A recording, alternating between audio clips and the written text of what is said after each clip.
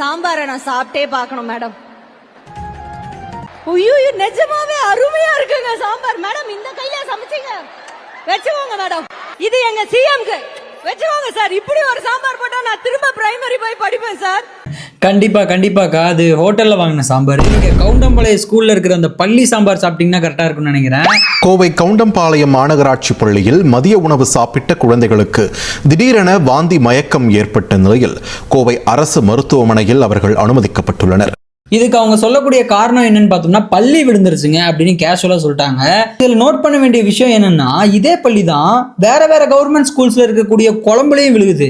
கள்ளக்குறிச்சி மாவட்டம் கடுவனூர் அரசு பள்ளியில் பள்ளி விழுந்த உணவை சாப்பிட்ட மாணவர்களுக்கு வாந்தி மயக்கம் ஏற்பட்டுள்ளது. தருமபுரி மாவட்டம் பாலக்கோடு அருகே அரசு பள்ளியில் மதிய உணவு சாப்பிட்ட 18 மாணவ மாணவிகளுக்கு வாந்தி மயக்கம் ஏற்பட்ட நிலையில் பாப்பிரெட்டிப்பட்டி அருகே அரசு பள்ளியில் காலை உணவு சாப்பிட்ட மாணவர்களுக்கு வாந்தி மயக்கம் ஏற்பட்டதால் நீலகிரி மாவட்டம் அரசு உண்டு உறைவிட பள்ளியில் காலை உணவருந்திய 30க்கும் மேற்பட்ட மாணவர்களுக்கு வாந்தி மயக்கம் ஏற்பட்டுள்ளது. ஓசூர் அருகே காட்டுநாயக்கன் தொட்டி கிராமத்தில் உள்ள அரசு உயர்நிலை பள்ளியில் பள்ளி விழுந்த உணவை சாப்பிட்ட 22 மாணவ மாணவிகள். எனக்கு இந்த காரணம் எப்படி பட்டுச்சு அப்படின்னா தரமற்ற ஒரு பொருளை கொடுத்துட்டு அதுக்கு பள்ளி விழுந்துருச்சுன்னு பட்டம் கட்டுற மாதிரி இருக்குது. அண்ட் இந்த பள்ளியோட இஷ்யூ பத்தி ஒரு ஒரு அக்கா சொல்றாங்க. அவங்க என்ன சொல்றாங்க அப்படின்னா நான் இந்த குழந்தைங்களை ஹாஸ்பிட்டலில் நேரில் போய் பார்த்தேன். அவங்க என்ன சொன்னாங்க அப்படின்னா அக்கா எங்களுக்கு ஊசினாதாங்க பயம், மற்றபடி நாங்கள் ஜாலியாக இருக்கோம் அப்படின்ற மாதிரி சொன்னாங்களாம். நான் இந்த மேடமை பார்த்து என்ன கேட்குறேன் அப்படின்னா உங்கள் தலைவரோட பேரன் சாப்பிடுவாரா மேடம் இந்த சாப்பாடை? அடுத்ததாக பார்க்க போகிறது 2.0 ஆட்சியை நாம் அமைக்கணும். இந்த 2.0 ஆட்சி நடக்கிறதுக்கு முன்னாடியே தூத்துக்குடியில் ஒரு +2 மாணவி இயற்கை உபாதம் கழிக்கிறதுக்காக வெளியில் போயிருக்கிறாங்க. அவங்கள பாலியல் வன்கொடுமை செஞ்சு கொலை பண்ணியிருக்கிறாங்க. என்ன கேட்குறேன் அப்படின்னா நீங்கள் முதல்ல பெண்களுக்கு ரெஸ்ட் ரூம் கட்டி கொடுங்க, அப்புறம் 2.0 ஆட்சி அமைக்கலாம். இந்த லட்சணத்தில் என்ன சொல்றீங்க?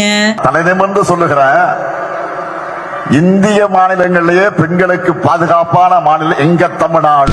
மாவட்டத்தில் 22 வயது தலித் பெண்ணை 2 திமுக நிர்வாகிகள் பல மாதங்களாக கூட்டு பலாத்காரம் செய்த ராணிப்பேட்டை மாவட்டம் அரக்கோணம் அருகே திமுக பிரமுகர்கள் பாலியல் தொல்லை கொடுப்பதால் அரக்கோணத்தில் கல்லூரி மாணவியை திமுகவை சேர்ந்த தெய்வ செயல் அரசியல்வாதிகளுக்கு இரையாக்க முயன்றதாக பெண் காவலரிடம் அநாகரீகமாக நடந்து கொண்டதாக திமுக நிர்வாகிகள் இருவர். தூத்துக்குடி அருகே தாய் மற்றும் மகளுக்கு பாலியல் தொந்தரவு அளித்து வரும் திமுக நிர்வாகி விருதுநகர் மாவட்டம் ஸ்ரீவில்லிபுத்தூர் அருகே பாலியல் தொல்லை கொடுத்ததாக திமுக நிர்வாகியை கைது செய்ய சென்னை அண்ணா பல்கலைக்கழகத்தில் மாணவி ஒருவர் பாலியல் வன்கொடுமைக்கு உள்ளாக்கப்பட்டு கிருஷ்ணகிரி மாவட்டம் அஞ்செட்டி அருகே ஜேசுராஜபுரத்தில் 2.5 வயது சிறுமியை பாலியல் வன்கொடுமை செய்து கொலை செய்ததாக திமுக ஒன்றிய இளைஞர்கள். பெண்களுக்கு எதிரான குற்றங்கள் இரும்பு கரம் கொண்டு தடுக்கப்படும். சட்டம் ஒழுங்கு என்னுடைய நேரடி கண்காணிப்பில் இருக்கும். தப்பு செய்யறவங்க யாரா இருந்தாலும், மறுபடியும் சொல்றேன், யாரா இருந்தாலும் பாரபட்சம் இல்லாம நடவடிக்கை எடுப்பேன். இதுவரையும் இந்த ஆட்சி வந்த பிறகு 1761 பெண்கள் அடல்ட் ரேப் தமிழ்நாட்டில் நடந்திருக்கு.